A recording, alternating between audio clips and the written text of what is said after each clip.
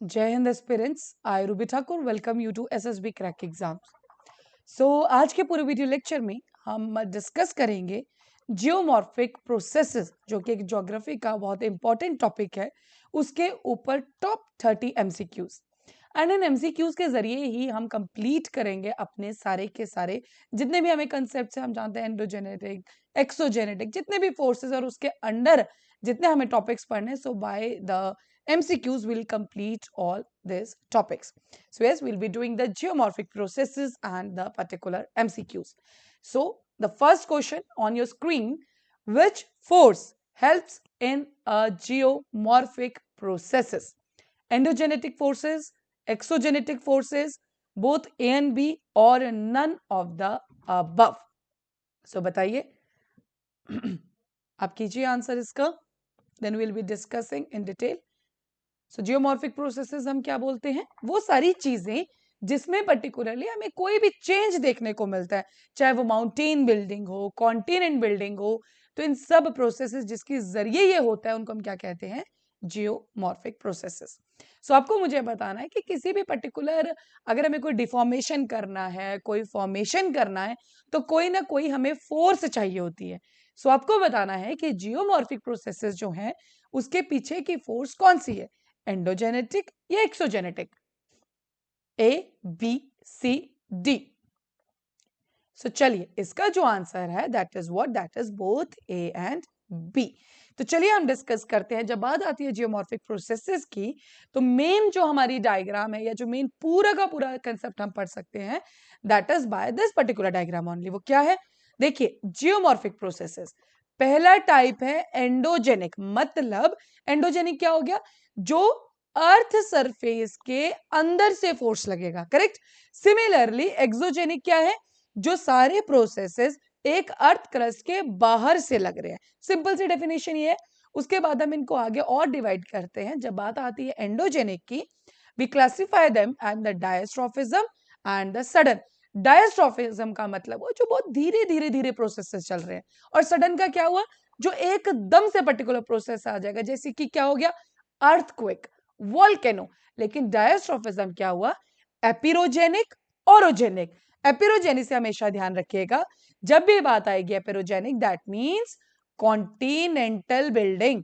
Continent के formation और deformation को हम क्या कहेंगे? एपिरोजेनिक। सिमिलरली ओरोजेनिक क्या हुआ? ओरोजेनिक का मतलब हुआ माउंटेन बिल्डिंग, करेक्ट। सो ये आपको ध्यान में रखना है। सिमिलरली एक्सोजेनिक, जो अर्थ सरफेस के बाहर, लैंडस्लाइड आप सबको पता है, तो वेदरिंग और इरोजन्स। अब इरोजन कैसे हो सकता है? आइस में हो सकता है, रिवर वाटर से हो सकता है, सी से हो सकता है, विंड से हो सकता है, अंडरग्राउंड वाटर से हो सकता है, ठीक है। तो जैसे कि हम लैंडस्लाइड्स देखते हैं, मड फ्लो देखते हैं, स्लंप देखते हैं, ये सब क्या है? Exogenic processes. Weathering physical, chemical, biological. आप सबने पत्थर देखा होगा, उसमें से जब पानी निकल रहा है, या कोई ऐसे एसिड रेन का हम सब कंसेप्ट जानते हैं, तो इन सबको हम क्या बोलते हैं? वेदरिंग। एसिड रेन, कोई सॉल्ट का अगर मिक्सचर हो जाता है वाटर से, तो केमिकल वेदरिंग बन गया, ठीक है। So yes, that is all for the main हमारे concept for the geomorphic processes, correct. So answer क्या आ जाएगा? Both A and B. चलिए, the next question is the phenomenon of wearing down relief variations of the surface of the earth through erosion is known as what? Weathering, degradation, aggradation या gradation। क्या पूछा है आपको इसमें? कि कोई भी हमारे पास wearing down मतलब टूटना, किसी चीज का निकल जाना, इरोजन के जरिए जब होगा, तो हम उसे क्या बोलेंगे? वेदरिंग, डिग्रेडेशन, एग्रेडेशन या ग्रेडेशन? बताइए। सिंपल सी बात, wearing down of the surface of the earth. लिखा क्या है? इरोजन के जरिए आपको बताना है। What will be the answer? Okay, so the answer for this particular question is what? That is gradation. देखो ये वाला पिक्चर देखिए, सेकंड वाला, इसमें क्या हुआ? देखो, this is the point, erosion हुआ, क्या हो रहा है यहाँ पे? ग्रेडेशन, ठीक है। यहाँ पे क्या हो गया? आगे जाके डिपोजिशन, ठीक है। फिर ये आगे चला जाएगा तो एग्रेडेशन, तो सिंपल सी बात क्या होगा, एग्रेडेशन क्या हो, किसी चीज का फॉर्मेशन हो रहा है. But when we talk about the gradation, so देखो wearing down of the relief variation, एक ये रिलीफ ऐसा था, वियरिंग डाउन हुआ, इतना सा रह गया. Correct. So that answer will be what, that is the gradation. चलिए अगला क्वेश्चन देखते हैं. डैश फोर्सेस कंटिन्यूसली एलिवेट और build up the parts of the earth surface. ऐसा बताइए, ऐसा कौन सा फोर्स है जो एलिवेट, एलिवेट का मतलब क्या हुआ, मान लीजिए कोई चीज इतनी है, अब इतनी होगी, ठीक है, एलिवेट होगी, डन. या बिल्डअप, या कोई किसी चीज को बना रहा है अर्थ सरफेस को, तो उस पर्टिकुलर फोर्स को हम क्या कहेंगे, weathering, depositional, exogenic, endogenic. What will be the answer, weathering, depositional, exogenic, endogenic. What will be the answer? सोचिए. Okay, so the answer is endogenic. कैसे, देखो एंडोजेनिक मैंने आपको क्या बोला, फोर्स कहां से लग रही है, अंदर से फोर्स आएगी. माउंटेन्स कैसे बनते हैं बताइए, माउंटेन्स कैसे बनेंगे, फोर्स आएगी अंदर से, ठीक है, चाहे वॉल्केनो से बने, ठीक है, हमने आज स्टार्टिंग में पढ़ा डायस्ट्रोफिज्म, सडन मूवमेंट्स, ठीक है जी, तो उनको हम क्या बोलेंगे, सो जो एक एलिवेट करता है, जो हमने पढ़ा था क्या, एपिरोजेनिक, ऑरोजेनिक. एपिरोजेनिक मैंने आपको क्या बताया था, कॉन्टिनेंट बिल्डिंग, ठीक है. ऑरोजेनिक मैंने आपको क्या बताया था, माउंटेन बिल्डिंग. तो किसके पार्ट्स थे वो, they were the parts of endogenic forces. तभी मैंने आपको कहा था स्टार्टिंग में कि this particular diagram is the base and soul for this particular chapter. Correct. So आपको ध्यान में रखनी है ये चीजें. Which of the following processes is degradational process? देखो सारा का सारा जो खेल है that is related to these terms only. Degradation, diastrophism, volcanism, erosion, apirogenic, continental, everything is on. तो आपको हर एक टर्म बहुत अच्छे से क्लियर होनी चाहिए. करेक्ट. बताइए. डिपोजिशन, आपको बताना है डिग्रेडेशनल प्रोसेस में क्या आएगा, डिपोजिशन, डायस्ट्रोफिज्म, वॉल्केनिज्म या इरोजन. चलिए आपके लिए ये डायग्राम मैं आपको एक बार फिर दिखाती हूँ, बताइए क्या होगा आंसर. हेयर यहाँ पे मेंशन है डिग्रेडेशन, देखो.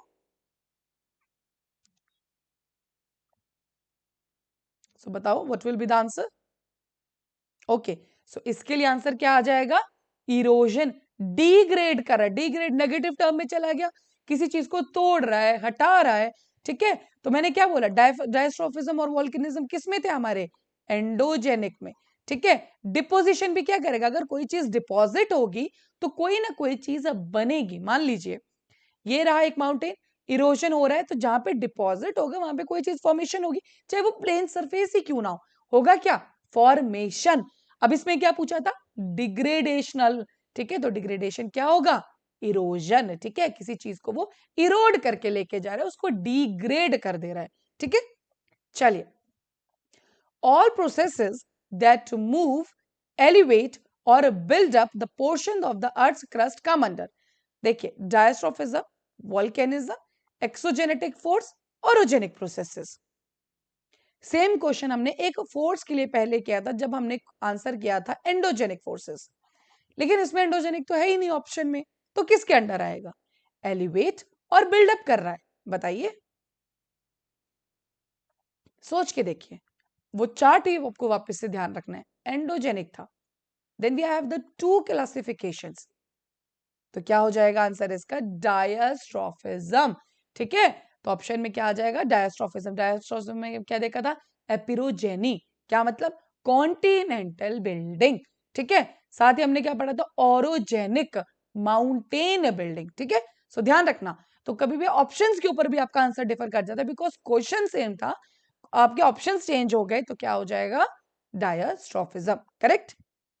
चलिए, Which of the following is the continental building process? अब आपको क्या दे दिया है, डेफिनेशन दी हुई है, आपको मुझे बताना है कि प्रोसेस को क्या बोलते हैं, epeirogenic, volcanism, earthquakes, orogenic processes.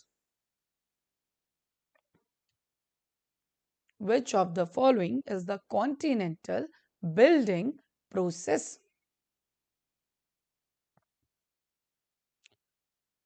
Okay, so हमने क्या बात की थी, कॉन्टिनेंटल का मतलब क्या हुआ बिल्डिंग के साथ, एपिरोजेनिक। ध्यान रखिएगा जहां पे भी वर्ड आ गया एपिरोजेनी, ठीक है, तो normally we term it is like this, ठीक है, एपिरोजेनी। तो जहां पे भी टर्म आएगा एपिरोजेनी, उसमें क्या बन जाएगा, कॉन्टिनेंटल बिल्डिंग। करेक्ट, ध्यान रखो। ओके, सो अगर आप नीचे पिक्चर में भी देखो, देखो क्या बन रहा है यहाँ पे, हम सब जानते हैं ओशियनिक क्रस्ट, कॉन्टिनेंटल क्रस्ट, आप सबको पता है। तो देखो यहाँ पे क्या बन गया, ये देखो, जैसे कॉन्टिनेंट के अंदर जो हमारी कॉन्टिनेंटल क्रस्ट है उसी के अंदर हमें कुछ चेंज देखने को मिल रहा है। Correct, so yes, which of the following is not a major cause of mass movement? देखिए कभी भी आप क्वेश्चन देखें तो जरूर देखिए, नॉट पूछ रहा है तो आंसर क्या होगा, और अगर करेक्ट पूछ रहा है तो वेरिएशन, बिकॉज क्वेश्चन को बहुत ध्यान से पढ़िएगा। आपको बताना है इनमें से मास मूवमेंट का कौन सा केस नहीं है। Removal of support from below to materials above through natural और artificial means, overloading due to heavy rainfall, indiscriminate removal of natural vegetation, afforestation. Mass movement का मतलब क्या हुआ कि बहुत ज्यादा मास किसका, सॉइल हो सकता है, रॉक हो सकता है, क्रस्ट हो सकता है, उन सब का एक साथ बहुत ज्यादा हाई वॉल्यूम में उसका मूवमेंट जब देखने को मिलेगा तो हम उसको क्या बोलेंगे, will call it as what, the movement सन। सो बताइए इनमें से ऐसा कौन सा ऑप्शन है जो आपका मास मूवमेंट या किसी चीज का रिमूवल, चाहे सॉइल इरोजन से इसको कनेक्ट कर लीजिए, स्लंप से कर लीजिए, लैंडस्लाइड से कर लीजिए, तो इनमें से ऐसा कौन सा ऑप्शन है जो पर्टिकुलरली केस कॉज नहीं है मास मूवमेंट का। चलिए एक एक ऑप्शन देखते हैं। सब आंसर क्या आ जाएगा इसका, अफॉरेस्टेशन। मैं बताती हूँ क्यों। Removal of support from below to materials above through natural artificial means, बोलने का मतलब क्या हुआ, मान लीजिए ये एक ऐसा कोई सरफेस है, इसको आपने किसी चीज का सपोर्ट दिया हुआ है, अगर आप इस सपोर्ट को रिमूव कर दोगे तो क्या हो जाएगा, टूट जाएगा, रिमूव हो जाएगा। सो यस, ये तो कॉज है मास मूवमेंट। इसको हम नॉर्मल एग्जांपल से समझ रहे हैं। मान लीजिए कोई सॉइल ही है, उसके पीछे सपोर्ट को आप हटा दोगे तो क्या हो जाएगा, पूरी की पूरी सॉइल इरोड होके नीचे आ जाएगी। Correct, so this is for sure a cause. अगला है overloading due to the heavy rainfall. जब भी भारी बारिश होती है, बहुत ज्यादा बारिश होती है, तो हम क्या देखते हैं, सॉइल इरोजन्स, मड फ्लो, तो ये भी सही है। Indiscriminate removal of natural vegetation, अगर मान लीजिए ये एक कोई फील्ड है, बहुत सारी वेजिटेशन थी, तो जो प्लांट्स हैं, जो भी आपने प्लांट्स लगा सके तो वो क्या करेंगे, सॉइल को होल्ड करके रखेंगे। बट एज सून एज आपने वेजिटेशन हटा दी, सॉइल लूज हो गई, तो क्या हो जाएगा, मास मूवमेंट यहां पर भी पॉसिबल है। लेकिन what is the odd one out, afforestation. Afforestation में क्या होता है, what do you mean by the afforestation, planting of the trees. तो ट्रीज प्लांट करोगे, क्या होगा, सॉइल को होल्ड करने की जो एक पर्टिकुलरली थिंग है वो ज्यादा स्ट्रॉन्ग हो जाएगी। तो जब वो स्ट्रॉन्ग होगी तो उसके बाद क्या हो जाएगा, तो this is not a cause. तो अफॉरेस्टेशन से मास मूवमेंट नहीं होगी, इसलिए क्या पूछा था, नॉट अ कॉज, इसीलिए आंसर क्या हो जाएगा, अफॉरेस्टेशन। करेक्ट। तो देखो these are the type of the movement. देखो रॉकफॉल, ये देखिए पूरा हो सकता है ना किसी पूरे दिन पे ये इतना होगा, ठीक है, ये पूरा यहां तक होगा, लेकिन अब क्या हुआ, रॉक फॉल। ठीक है, सिमिलरली लैंडस्लाइड तो बहुत कॉमन है, आप सब जानते होंगे लैंडस्लाइड के बारे में। देन खासकर जो हिली एरियाज होते हैं उनमें हमें बहुत ज्यादा लैंडस्लाइड्स देखने को मिलती है। मड फ्लो या मड स्लाइड जिसको हम कहते हैं, देखो क्या हुआ, कीचड़, जब भी हमें बारिश देखने को मिलती है बहुत ज्यादा तो मूवमेंट होती है इसकी हैवी में। स्लम्पिंग, ठीक है, saturated soil slumps along a curved surface, देखो यहाँ पे भी मूवमेंट देखने को मिल रही है। So these are the types of the what, mass movement के अंडर ये सारे आते हैं। रॉक फॉल हो गया, लैंडस्लाइड हो गया, मड स्लाइड हो गया, स्लम्पिंग हो गया, देन मड फ्लो हम इसको बोलते हैं। So yes, these all are categorised under what, that is under this particular. ठीक है, चलिए next question is, dash is slipping of one or several units of rock debris. अब ये ध्यान से देखो, पर्टिकुलरली मेंशन्ड है कि रॉक डेब्रिस मूव हो रहा है with the backward rotation in the landslides. अब बताइए क्या होगा, slump, debris, rock slide, rock fall. Rock debris की मूवमेंट हो रही है, backward rotation in the landslides, क्या आंसर आएगा, slump, debris slide, rock slide, rock fall. थोड़ा सोचिए। ओके, सो आंसर क्या आ जाएगा? स्लम्प। ठीक है, सो हमने ये देखा, देखो क्या हो रहा है, रॉक डेब्रिस मूव हो रहा है, ये पूरा रॉक ही होगा यहाँ पे। ठीक है, बैकवर्ड रोटेशन देखो किस तरह से जा रहा है ये। ठीक है, so that's why what will be the answer? Answer will be slump. Correct. Which of the following processes are associated with diastrophism? Orogenic processes, earthquakes, epirogenic processes, plate tectonics. इनमें से कौन से ऐसे हैं जो डायस्ट्रॉफिज्म के साथ लिंक्ड हैं?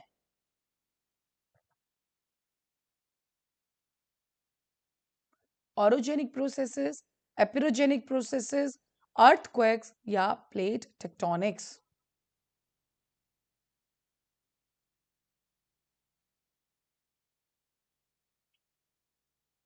Okay, let's change one option here, इस पे थोड़ा सा कंफ्यूजन हो जाएगा आप लोगों को।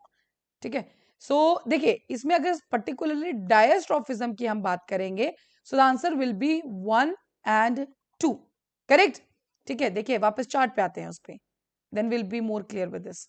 देखिए जब डायस्ट्रॉफिज्म की बात आई तो हमारे पास क्या आ जाएगा? एपिरोजेनिक और orogenic. So in that particular question, तो देखिए वापस से देखते हैं हम उस क्वेश्चन को। तो अब इसके अंदर आंसर क्या आ जाएगा? हमने पूछा, करेक्ट आंसर बताना था आपको इसके अंदर। सो ध्यान रखिएगा, जब बात आएगी डायस्ट्रॉफिज्म की, सो the answer will be 1 and 2 only. ठीक है, बट अर्थक्वेक किसके अंडर आ जाएगा? अर्थक्वेक आएगा हमारा सडन मूवमेंट्स के अंदर। ठीक है, सो the answer will be what? अगर यहाँ पे 1 एंड 2 है, so yes the answer is 1 and 2 only. Correct. चलिए, सो अगर हम इसकी एक बार डेफिनेशंस देखते हैं, देखो ऑरोजेनिक प्रोसेसेस क्या हुआ? माउंटेन बिल्डिंग, जो मैंने आपको स्टार्टिंग में ही बताया था कि क्या है ये? Mountain building through severe folding, कोई भी रीजन हो सकता है। ठीक है, लेकिन क्या होगा? Mountain building. वहीं पे एपिरोजेनिक, देखो orogeny is the mountain building process, epeirogeny is the continent building processes. Earthquake involving local relativity minor movements, आप सब जानते हैं अर्थक्वेक्स के बारे में। Plate tectonics, you have all seen, oceanic plate है, कॉन्टिनेंटल प्लेट है, इनके मूवमेंट की वजह से काफी चीजें देखने को मिलती है। करेक्ट। सो चलिए, that is all for this particular question also. Next is, consider the following statements upon endogenic and exogenic forces. दो स्टेटमेंट्स दिए, आपको बतानी है कौन सी इसमें से करेक्ट है। Diastrophism and volcanism are endogenic geomorphic processes. Correct. Weathering, mass weathering, erosion and deposition are exogenic geomorphic processes. तो इनमें से कौन सी स्टेटमेंट है जो सही है? Diastrophism and volcanism are endogenic geomorphic processes. और दूसरा दिया है exogenic geomorphic processes. क्या आंसर होगा बताइए?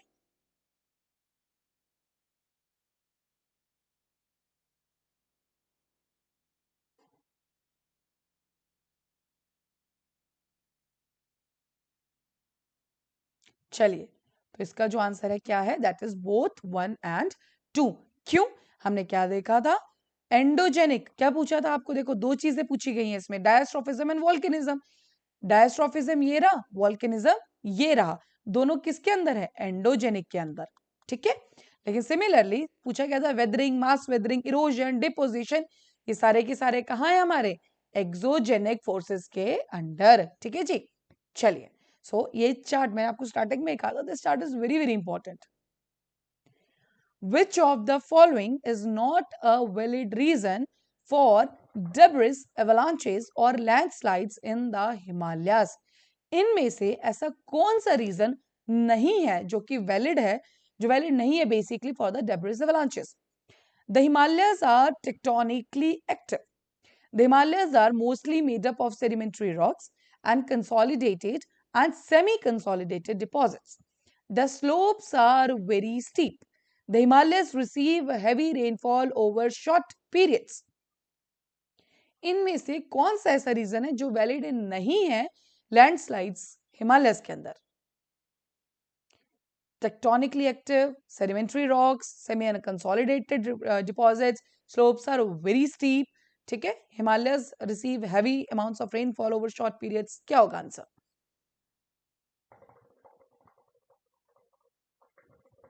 ओके, देखिए टेक्टोनिकली एक्टिव बिल्कुल है, हिमालय का टेक्टोनिकली एक्टिव नहीं है, बिल्कुल टेक्टोनिकली एक्टिव है।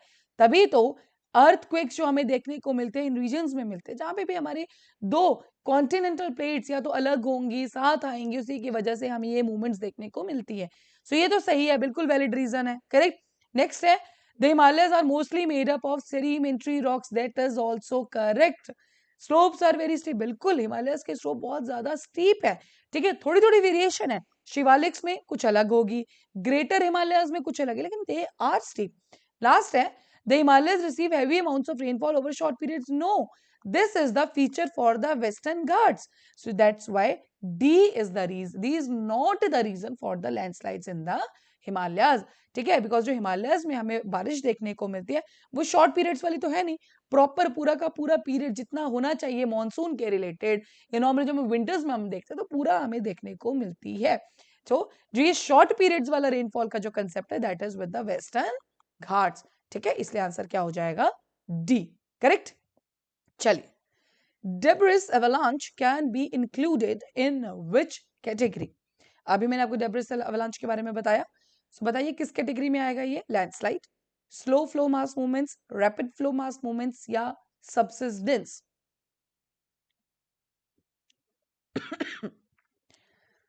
क्या होगा आंसर, लैंडस्लाइड, स्लो फ्लो मास मूवमेंट्स, रैपिड फ्लो मास मूवमेंट्स या subsidence.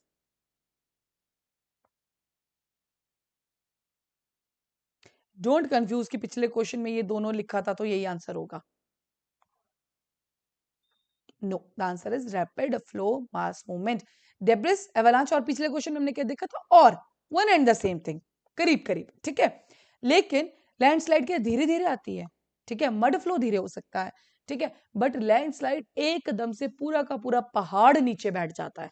So this is the mass movement तो कंफर्म है, लेकिन है क्या, रैपिड फ्लो है, एकदम से आएगा। देखो नीचे पिक्चर में राइट साइड में, see this is the debris avalanche, देखो ये पूरा का पूरा आ गया नीचे, सी कितना हाई वॉल्यूम में गया, ठीक है। So yes this is the rapid flow mass movement, mass movement तो कंफर्म था, ठीक है, लेकिन स्लो है कि रैपिड, तो आपको थोड़ा सा देखना था कि डेब्रिस एवलांच और लैंडस्लाइड से कनेक्ट करके, so is that is the rapid flow mass movement. जब भी आप एग्जाम में बैठेंगे तो आपको चीजें बहुत ध्यान से देनी, क्योंकि बहुत क्लोज ऑप्शंस हमें देखने को मिलते हैं, we have very very close options, और जब क्लोज ऑप्शंस होते हैं तो आपको बहुत ध्यान से कंसेप्ट मार्क करना है, ठीक है। चलिए, the capacity of rocks to allow water to pass through it is called what? Porosity, wedging, exfoliation या hydration. The capacity of rocks to allow water to pass through it is called, मान लीजिए एक rock है वो अपने में से पानी को गुजरने दे रहा है, तो उसको हम क्या बोलेंगे, पोरोसिटी, वेजिंग, एक्सफोलिएशन, हाइड्रेशन।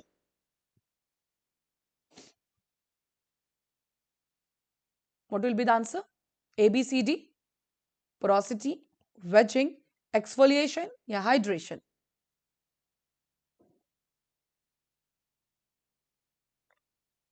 चलिए आंसर क्या हो जाएगा, पोरोसिटी। कैसे, देखो ये आपने देखा नॉर्मल जो है ये सॉइल के साथ एग्जांपल है, लेकिन यहाँ पे अगर रॉक्स भी अगर हम लेके चल रहे हैं, so let's change some colour for this. चलिए देखो ये बीच में क्या होगा, मान लीजिए एक रॉक है उसके बीच में ऐसे पोरस है, ठीक है, पोरस आप समझते हैं ना, जिससे हम नॉर्मली स्पंज स्पॉन्ज जो हम देखते हैं, स्पॉन्ज क्या होती है, पोरस, ठीक है, सिमिलरली रॉक के अंदर क्या आ जाएगा, that's why we call it as what, तो पोरोसिटी। एक्सफोलिएशन क्या हुआ, आपने देखा होगा कि पत्थरों के ऊपर से नॉर्मली कभी कभी एक लेयर निकलना शुरू हो जाती है, उसको हम क्या बोलेंगे, we call it as the exfoliation. Hydration क्या है, पानी जब निकलता है सॉल्ट से जब मिक्स होता है, we call it as a hydration, क्यों, सॉल्ट से मिक्स होके वो चला गया, करेक्ट। बट पोरोसिटी क्या है कि उसके बीच में पोरस स्ट्रक्चर है वो, ठीक है, स्पॉन्ज से याद रखना, स्पॉन्ज क्या है, पोरस है।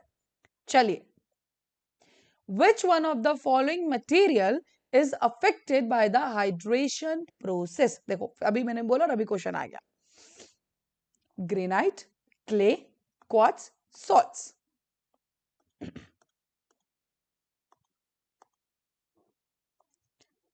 इनमें से ऐसी कौन सी चीज है जो कि हाइड्रेशन फॉलो करती है, बताओ, ग्रेनाइट, क्ले, क्वार्ट्ज, सॉल्ट्स।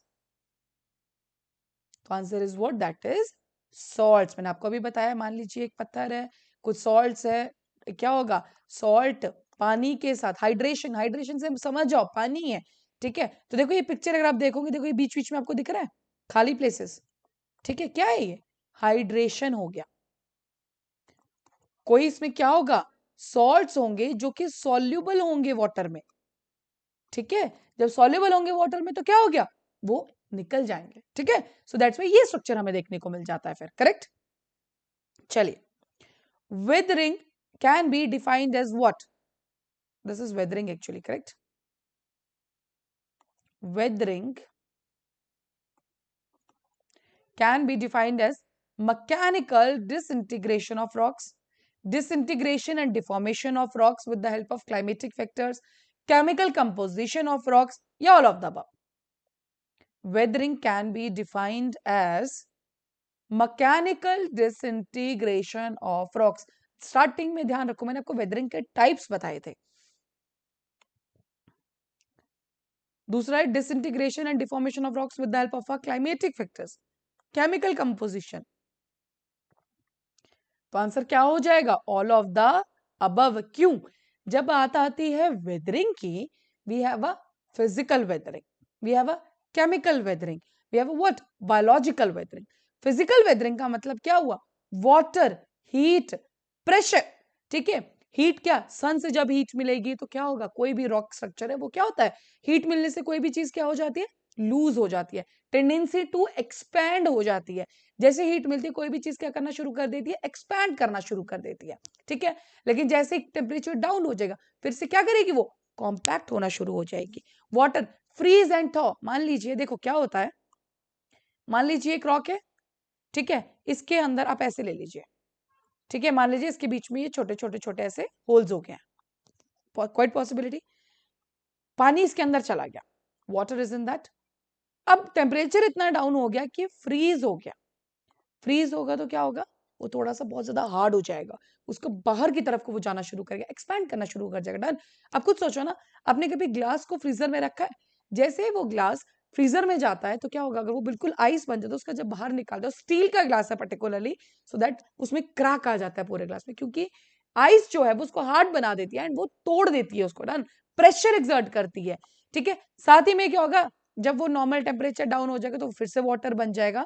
इसी पर्टिकुलर प्रोसेस को हम बोलते हैं freezing and thawing, correct. Then heat, granule shatter, heat में भी वही होगा, एक्सपैंड होगा, जब टेम्परेचर डाउन हो जाएगा तो क्या होगा, वापस से नॉर्मल उस पर आ जाएगा। प्रेशर, एक्सफोलिएशन, जो टॉप लेयर्स उससे निकलना शुरू हो जाती है। सिमिलरली केमिकल के अंदर क्या होगा, chemical weathering, oxidation, carbonation, salts, solution, ठीक है। जैसे कि मैंने आपको बताया एक रॉक है, उसका जो सॉल्ट है वो सॉल्यूबल है वाटर के अंदर, तो क्या हो जाएगा हमारा, इसमें भी we have the chemical weathering. Then biological, flora, fauna, anthropogenic.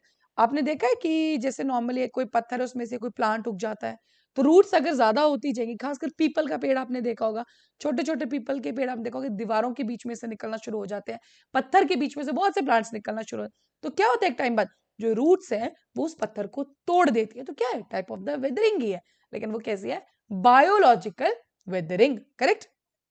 चलिए, next question is, name the process by which clay or other fine particles go down the soil profile. आपको प्रोसेस का नाम बताना है, it's eluviation, illuviation, leaching, salinisation. Name the process by which clay or other fine particles go down the soil profile.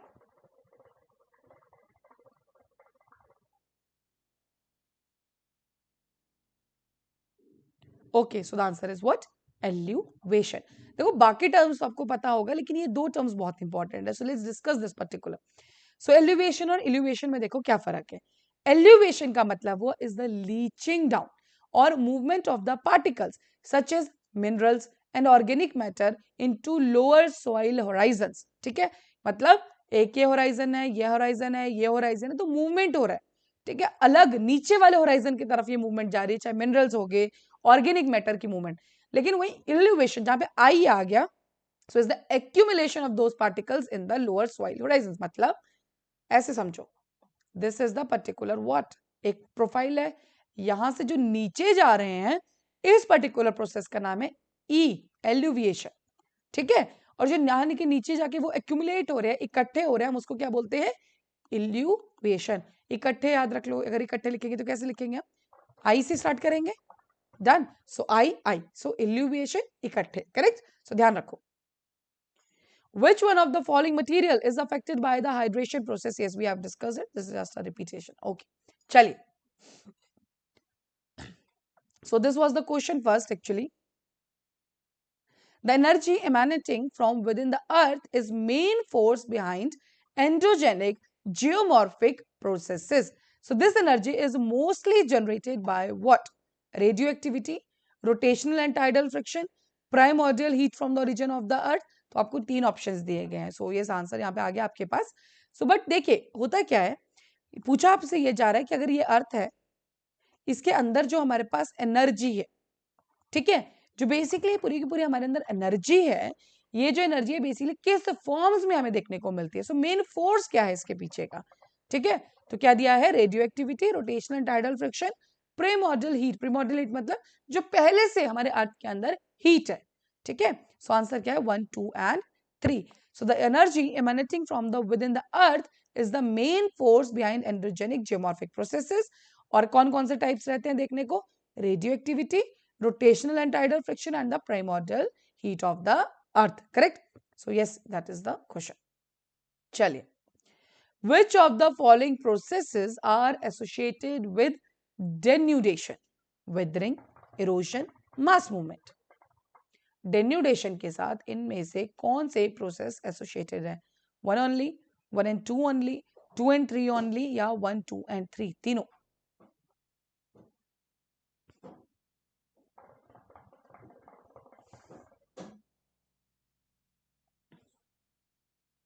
What will be the answer?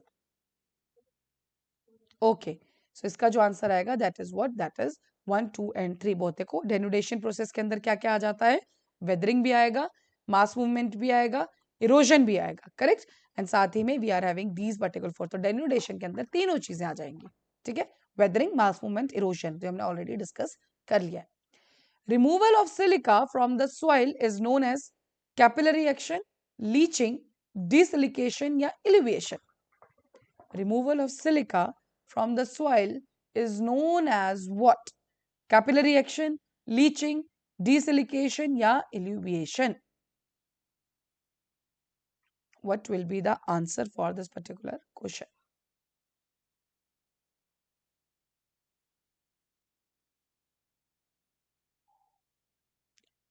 चलिए इसका answer क्या है, डिसिलिकेशन, correct.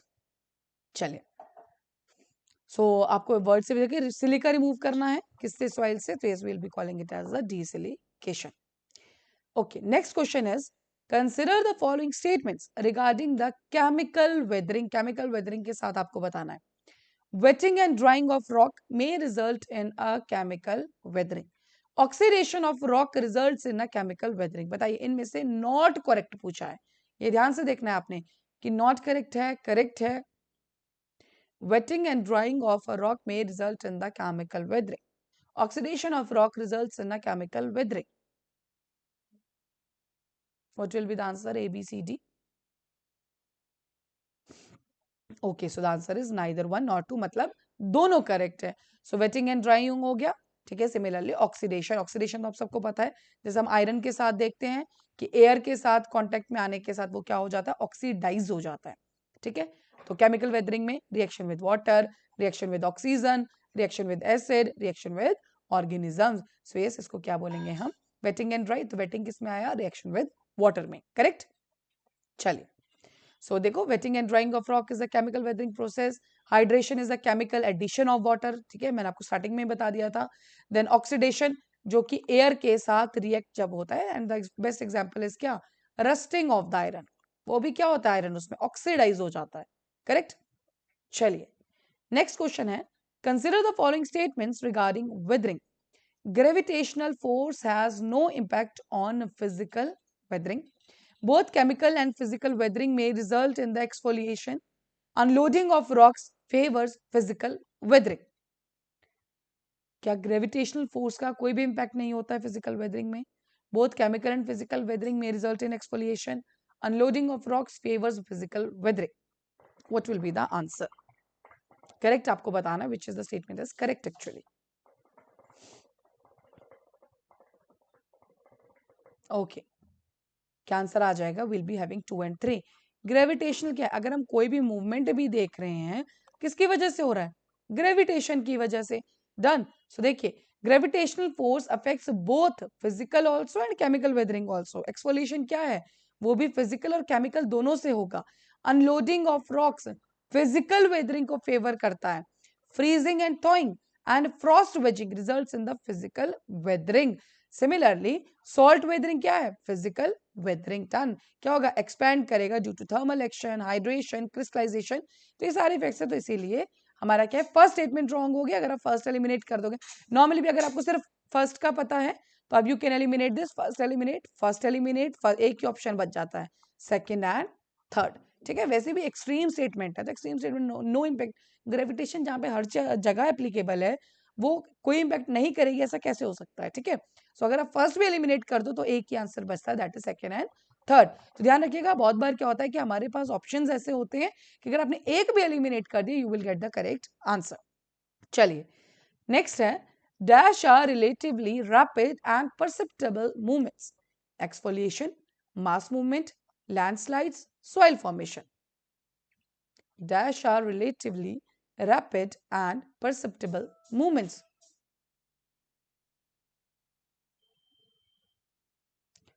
Are relatively rapid and perceptible movements. Exfoliation, mass movement, landslides, soil formation. क्या बोलेंगे इसको बताइए? Okay so क्या होगा आंसर? लैंडस्लाइड्स. रैपिड मूवमेंट जा रहा है. एक्सफोलिएशन क्या है? रॉक का लेयर मूव करेगा. तो it must be a slow process. ऐसा तो नहीं है ना कि आज सुबह और अगले दिन लेयर मूव हो जाएगी. नो. ठीक है. मास मूवमेंट के अंदर बहुत सारी चीजें आती हैं. ठीक है. नॉर्मल स्लो मूवमेंट्स भी तो इसी के अंदर आएगी. मास मूवमेंट एक बड़ी कैटेगरी है लेकिन landslide is particularly a what similarly बहुत रैपिड ये मूवमेंट जाता है. Soil formation it takes, you also know, it takes 100 of years to get soil formed. Correct. चलिए which of the following is not associated with the diastrophism. इनमें से ऐसा कौन है जो कि एसोसिएटेड नहीं है डायस्ट्रोफिज्म के साथ? Balance orogenic processes, epeirogenic, plate tectonics, orogenic. Not associated with diastrophism. देखो डायस्ट्रोफिज्म का अगर आप नॉर्मल मतलब देखोगे तो क्या हुआ? Slow movements. ठीक है. सो एपिरोजेनिक, ऑरोजेनिक आप सबको पता होगा लेकिन now you are confuse between C and A. देखो प्लेट टेक्टोनिक्स क्या है? लास्ट में आप इस पे मत जाओ कि प्लेट टेक्टोनिक की वजह से अर्थक्वेक आता तो फास्ट हो जाएगा. नहीं. जो प्लेट टेक्टोनिक्स की मूवमेंट है वो बहुत ज्यादा slow. You also know 100 of years में वो कुछ पर्टिकुलर सेंटीमीटर्स बढ़ती है, एक तरफ की मूवमेंट होती है. सो आंसर क्या हो जाएगा? Balance orogenic processes. Because epeirogenic orogenic आपको पता है लेकिन डायस्ट्रोफिज्म के साथ देखें तो प्लेट टेक्टोनिक्स जो मूवमेंट ऑफ हम प्लेट्स देखते हैं वो भी कोई बहुत ज्यादा फास्ट एंड अप नहीं होती है. ठीक है. चलिए सो दिस इज करेक्ट. ये बहुत बार हमने डिस्कस कर लिया. चलिए which one of the following helps in aerating the soil? Microfauna, mesofauna, macrofauna या all of the above? Which one of the following helps in aerating the soil?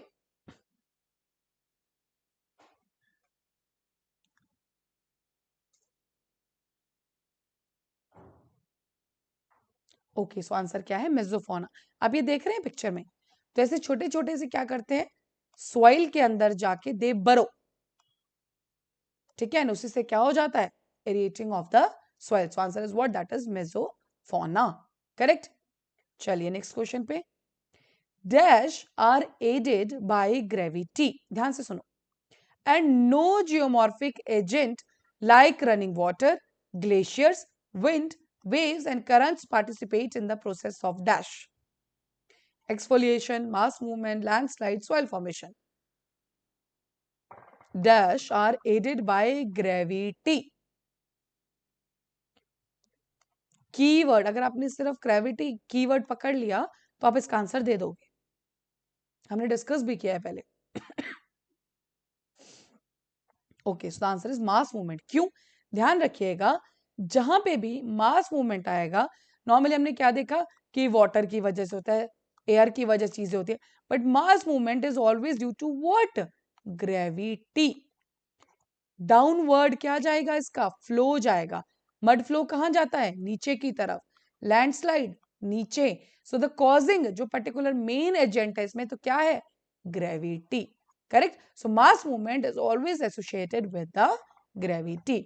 So that is all with this all questions, and I hope by solving these MCQs आपको बहुत सारे concepts इसमें clear होंगे। हमने gradation देखा, degradation देखा, and वो एक chart, diastrophism, sudden movements, earthquake, volcanoes, then mesofauna, mass movements क्या है, लैंडस्लाइड्स क्या है, स्लंप क्या है. So we have all discussed in this particular lecture. So that's all for this particular lecture. Now you are having these courses NDA, CDS, FCAT. आपके पास सारे courses available हैं, so you can enrol in any course.